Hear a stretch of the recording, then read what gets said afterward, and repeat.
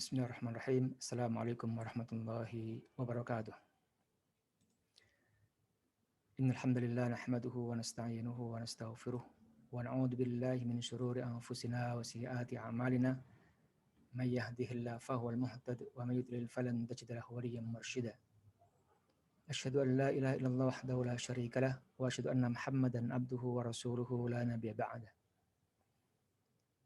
Para santri yang dirahmati oleh Allah Subhanahu wa taala, kita bersyukur kepada Allah Subhanahu wa taala dan kita perbanyak memuji Allah Subhanahu wa taala karena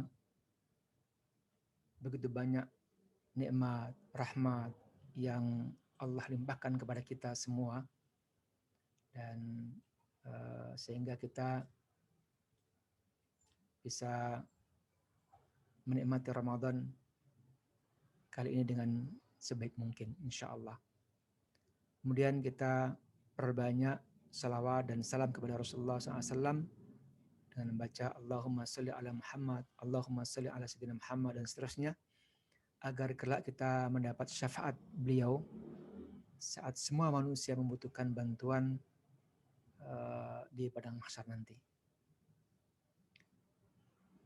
Para santri yang berbahagia, insya Allah kita akan membahas kali ini dengan satu tema yaitu mengenal Al-Quran, ma'rifatu Al-Quran.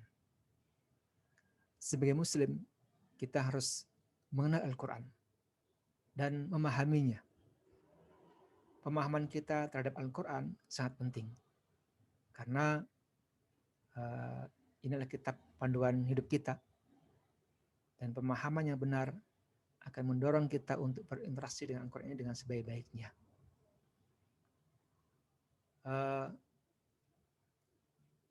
Salah satu ayat Quran atau salah satu Ramadan, kenapa menjadi begitu spesial dan mulia? Karena di dalamnya turun Al-Quran secara utuh. Syahrul Ramadan alladzi unzila fihi al-Quran hudal linnasi wa bayyinatin minal huda wal furqan. Bulan Ramadan diturunkan di dalamnya Al-Quran dan akan terus dikenang dan dimuliakan turunnya Al-Quran ini dengan malam Lailatul Qadar atau malam yang mulia. Inna anzalnahu fi lailatul qadar. Sesungguhnya kami telah menurunkan, kata Allah, Al-Quran ini pada malam yang mulia. Dan sehingga barang siapa yang melakukan aktivitas ibadah atau amal baik lainnya di malam tersebut, maka dia berarti telah melakukan aktivitas ibadah atau amal baik terus-menerus selama lebih dari 83 tahun. Itulah keutamaan Al-Quran. Khairun min alfi syahr. Lebih baik dari 1000 bulan. Para santri yang berbahagia, insya Allah kita akan mulai ya dengan definisi Al-Quran. Karena begitu mulianya Al-Quran ini, maka alangkah indahnya kalau kita memahami hakikat Al-Quran itu dengan baik dan benar. Dan sebagai langkah awal, sebelum memahami isi Al-Quran, kandungan Al-Quran, ya, tafsir, dan lain-lain, maka hal utama dan pertama yang harus dipahami adalah memahami hakikat Al-Quran. Melalui pemahaman terhadap definisi Al-Quran yang diletakkan oleh para ulama. Dan harapannya, kita berharap kepada Allah Subhanahu wa taala agar definisi ini membingkai pemahaman kita tentang Al-Quran dan membuat kita semakin senang dan bahagia berinteraksi dengan Al-Quran. Ada beberapa definisi Al-Quran yang diletakkan oleh para ulama dan kita coba gabung beberapa definisi ini sebagai berikut. Al-Quran kalamullah. Kalamullah ta'ala al-mu'jiz lafzan wa ma'nan. Al-munazzal ala qalbi Rasulullah sallallahu alaihi wasallam biwasitati Jibril alaihi salam. Al-muta'abbadu bitilawatihi, al-manqul bitawaturi, al-maktub bil masahif, al-mubtadi bi suratil Fatihah wal mukhtatim bi suratin Nas. Kira-kira begini terjemahannya.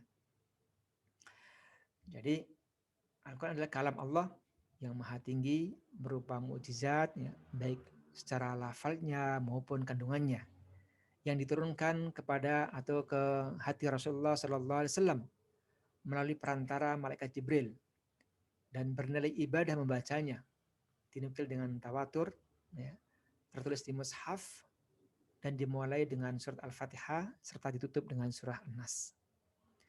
Nah, kita akan membahas kata demi kata dari definisi ini agar kita bisa memahami dan mengenal Al-Quran dengan benar dalam bingkai definisi. Nah, yang pertama adalah kalamullah, kalam Allah, firman Allah, ucapan Allah. Ya. Di Al-Quran adalah kalam Allah, bukan ucapan makhluk, bukan ucapan Rasulullah SAW, bukan pula ucapan para malaikat, ya. Bukan pula berupa makhluk lain yang Allah ciptakan. Tidak, Al-Quran bukan makhluk, tapi betul-betul kalam Allah Subhanahu wa taala. Jadi, ingat, Quran adalah kalam Allah, bukan kalam manusia. Sehingga ketika kita membaca Quran, kita sedang berinteraksi dengan Allah Subhanahu wa taala. Kita sedang mengucapkan kalam Allah Subhanahu wa taala. Kemudian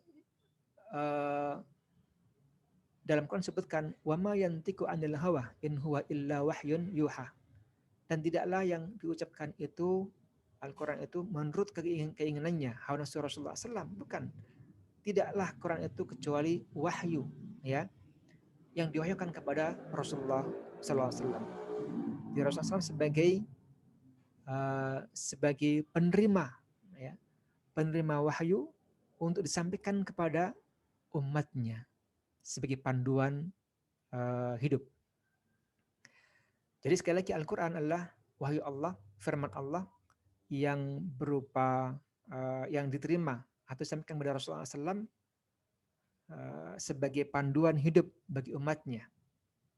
Nah, keberadaan sebagai wahyu memberikan jaminan kesempurnaan dan terlepas dari kekurangan. Kebenaran yang ada di dalamnya adalah mutlak sifatnya. Karena itu kita meyakini kebenaran semua informasi yang ada di dalam Al-Quran tanpa sedikitpun keraguan. Kata berikutnya adalah al-mu'jiz, mu'jiz lafzan wa maknan. Bahwa Quran adalah mukjizat baik secara lafal maupun secara kandungannya. Apa itu mukjizat? Mukjizat adalah sesuatu yang hal yang luar biasa yang diberikan kepada para nabi sebagai bukti kenabiannya. Dan Al-Quran merupakan mukjizat Rasulullah SAW yang terbesar dan abadi. Sudah belasan abad kitab Al-Quran ini tidak pernah mengalami perubahan.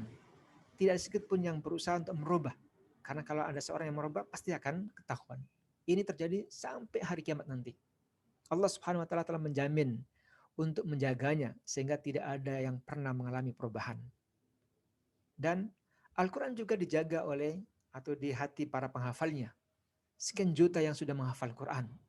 Sehingga kalau semua kitab, semua buku itu dihancurkan semua di muka bumi ini, maka Al-Quran adalah kitab yang pertama kali muncul.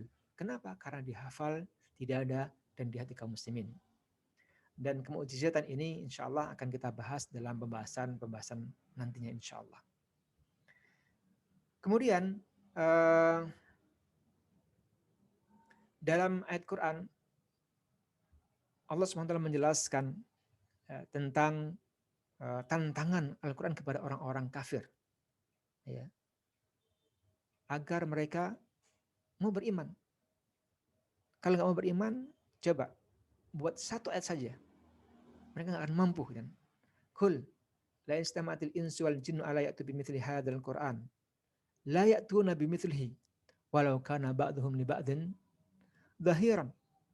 Katakan Muhammad, silakan berkumpul manusia dan jin semua untuk membuat, ya, mendatangkan kitab seperti Quran ini. Mereka akan mampu, ya, walaupun satu dan lain saling membantu, berkumpul semua para ahli bahasa. Bahkan ayat berikutnya, ayat yang lain sebutkan am yaquluna iftara qul fa'tu bi asyri suwarin.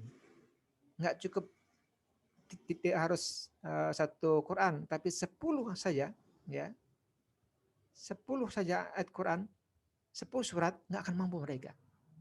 Bahkan dalam ayat disebutkan juga, am yaquluna iftara qul fa'tu bi suratin mithlihi. Satu surat saja tidak akan mampu mereka untuk uh, membuatnya. Nah, ini menguatkan sesungguhnya kepada kita semuanya bahwa Quran yang ada kita baca, yang di depan kita adalah Quran datang dari Allah Subhanahu wa taala. Para santri yang berbahagia, ya karena ini firman Allah, karena itu maka kalau tidak bisa, kenapa tidak mau mengikuti ajaran Allah, ajaran Al-Quran yang merupakan arahan langsung dari Sang Pencipta alam semesta ini. Ya, seharusnya kita semakin yakin bahwa Quran adalah bukan sekedar ucapan biasa, tapi betul-betul merupakan firman Allah, ya, yang kalau kita baca, kita baca dengan baik, kita berarti berinteraksi dengan Allah Subhanahu Wa Taala. Kemudian kata berikutnya adalah al-munazzal, ya, Al-Quran sampai kepada kita ini melalui proses, diturunkannya melalui proses. Ya, berawal atau awalnya Quran ini ada di Lauhul Mahfuz, tempat yang sangat terjaga, tempat yang tertinggi, tempat yang mulia, dan tidak ada satupun makhluk Allah, ya, sekalipun malaikat tidak mungkin mengetahuinya. Hanya Allah Subhanahu wa taala. Jadi Quran ini betul-betul di tempat yang mulia. Quran yang kita baca adalah Quran yang dulunya di tempat yang mulia, atau sekarang pun juga demikian di tempat yang mulia.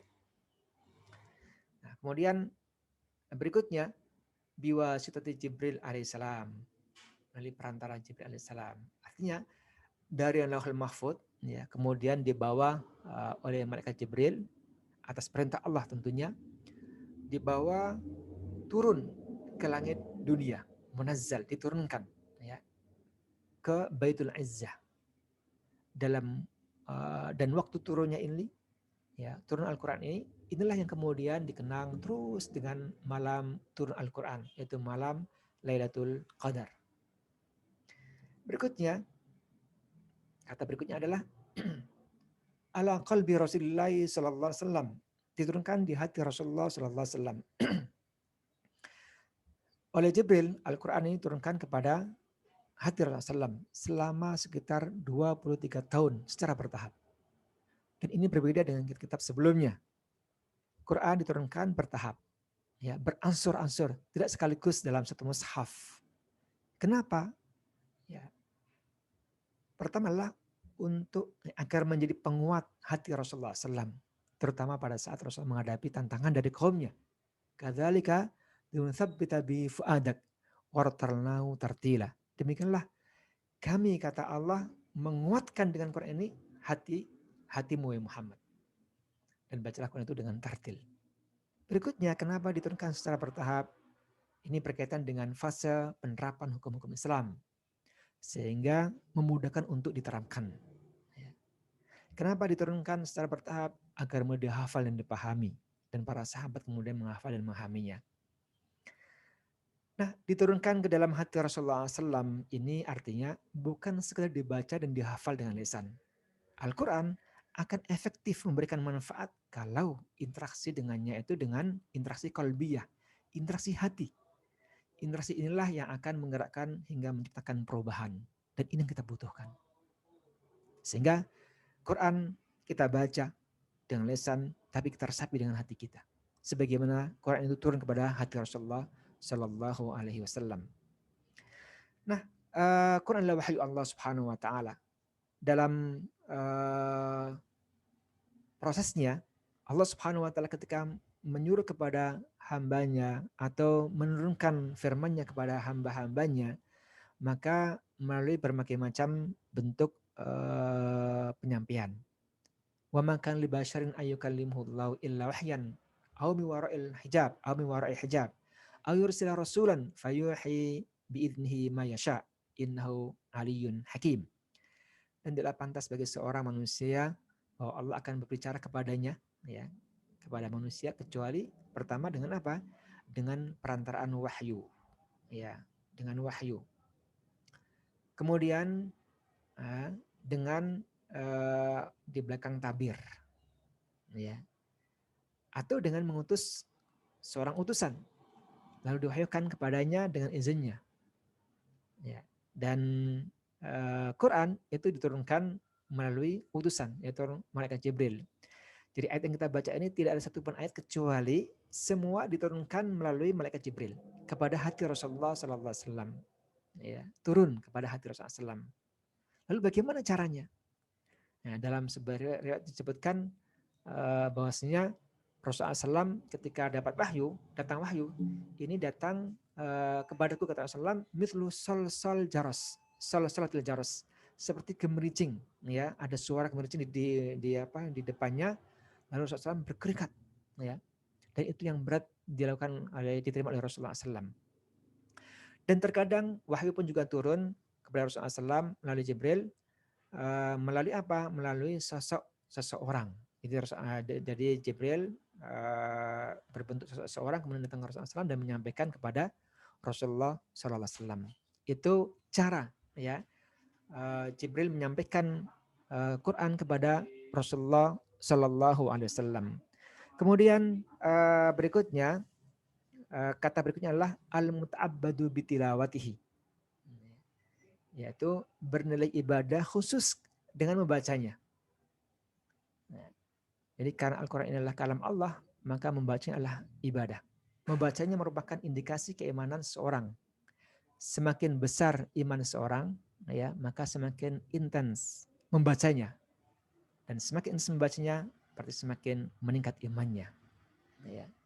Dan pahala besar akan Allah berikan kepada mukmin yang membacanya. Satu huruf dibalas dengan 10 kali pahala. Alif Lam Mim itu bukan satu huruf, tapi 3 huruf. Ya. Dan inilah Ramadan, ya, kita manfaatkan sebaik-baiknya dan sebaik-banyaknya kita baca Al-Quran. Kemudian al-muta'abbad bitilawati juga ini adalah bacaan sholat. Artinya hanya Al-Quran yang bisa dibaca di dalam sholat. Ini beda dengan hadis. Walaupun sama-sama sebagai wahyu, ya, ini yang membedakan antara Quran dengan hadis. Hadis tidak dibaca di dalam sholat. Kemudian berikutnya al-manqul bitawatur, diriwayatkan, ya, secara mutawatir. Ya, mutawatir adalah riwayat yang disampaikan oleh banyak orang yang memiliki kualifikasi terbaik sebagai orang-orang adil, ya, yakni kredibilitas moralnya dan sempurna hafalannya, kapabilitasnya, dan tidak mungkin sepakat untuk berbohong. Itu mutawatir. Dan seluruh ayat Quran ini disampaikan kepada kita dengan derajat periwayatan yang mutawatir seperti itu, sehingga tidak ada lagi keraguan di dalamnya. Jadi Quran yang kita terima ini disampaikan secara turun-temurun, ya, ini disampaikan oleh banyak orang. Rasulullah SAW menyampaikan kepada para sahabatnya dan sahabat kemudian menyampaikan kepada bawahnya terus sampai kepada kita. Sehingga tidak ada satupun yang perlu diragukan lagi. Ini yang membuat kita mantap untuk membaca Quran, untuk mengamalkan Quran. Kemudian berikutnya, kata berikutnya dalam definisi adalah al-maktub bil masahif. Tertulis di dalam mushaf. Ya, Rasulullah SAW saat turun ayat, itu menyuruh beberapa sahabat untuk menulisnya di media yang bisa dijadikan sebagai tempat menulis. Waktu itu di pelapa daun kurma, di kulit, dan lain-lain gitu. Dan pada zaman pemerintahan Abu Bakar, khususnya setelah perang Riddah, ya, orang-orang murtad, di mana banyak para penghafal Quran yang syahid dalam peperangan tersebut. Sehingga Abu Bakar As-Siddiq radhiyallahu anhu memerintahkan kepada para sahabat untuk mengumpulkan Al-Quran. Dikumpulkan semuanya yang tadi itu di berbagai tempat, di di pelepah-pelepah, dikumpulkan semuanya oleh Abu Bakar As-Siddiq radhiyallahu anhu. Dan pada zaman pemerintahan Utsman bin Affan, karena Islam sudah berkembang di belahan dunia dan banyak negara-negara yang tidak berbahasa Arab masuk Islam, ya, dan agar tidak terjadi perbedaan bacaan, maka ditulislah Al-Quran dalam satu mushaf, ya, atas perintah Utsman bin Affan dan dalam satu dialek bahasa. Seperti Quran yang kita baca sekarang. Jadi Quran yang kita baca sekarang adalah Quran yang ditulis pada zaman Utsman bin Affan radhiyallahu anhu. Kemudian berikutnya al-mubtadi bi suratil Fatihah wal mukhtatim bisuratin nas. Ya. Quran diawali dengan surat Al-Fatihah dan ditutup dengan surat An-Nas. Ya. Kita ketahui bersama bahwa dalam Quran ada sekitar 114 surat ya. Dan ini tidak akan ada perubahan sedikit pun. Karena Allah yang menjaganya sejak dulu sampai hari kiamat. Kata Allah, "Inna nahnu nazzalna dzikra wa inna lahu lahafizun." Sesungguhnya kami yang telah menurunkan Al-Quran dan kami pula yang menjaganya. Jadi ini kitab mukjizat yang luar biasa yang tidak akan ada perubahan selamanya sampai hari kiamat nanti. Nah, itulah beberapa kata-kata ya yang kita kupas dalam definisi ya. Sehingga kalau kita kembali kepada definisi, inilah Quran sesungguhnya ya. Inilah Quran, ayat Quran yang harus kita pahami dengan baik ya. Agar membingkai pemahaman kita tentang Al-Quran secara keseluruhan ya. Dan kita harus menghadirkan suasana ini terutama saat kita membaca Quran, mentadabburinya, mengamalkannya, bahwa apa yang kita baca ya di dalam Quran ini bukan sembarang kitab, bukan sembarang bacaan, tapi kalam Allah, firman Allah, ucapan Allah langsung. Inilah sarana kita untuk berdialog langsung dengan Allah Subhanahu wa taala. Ya. Nah, demikian insya Allah kita akan sambung dengan bagaimana kita berinteraksi dengan Quran setelah kita memahaminya melalui definisi Al-Quran ini. Nah, demikian alhamdulillah rabbil alamin. Mudah-mudahan bermanfaat dan mudah-mudahan terpahami dengan baik. Sampai ketemu lagi dalam pembahasan berikutnya. Insya Allah pembahasan tentang bagaimana kita berinteraksi dengan Al-Quran. Walhamdulillah rabbil alamin.